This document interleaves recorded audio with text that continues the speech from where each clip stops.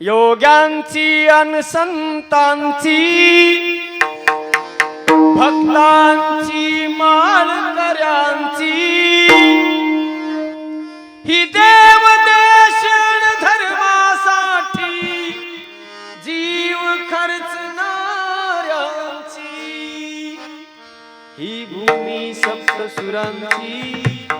काव्याची अष्टविनोदाची भूमी साहित्याची महाराष्ट्र भूमी ही जन्मभूमी ही कर्मभूमी ही आमची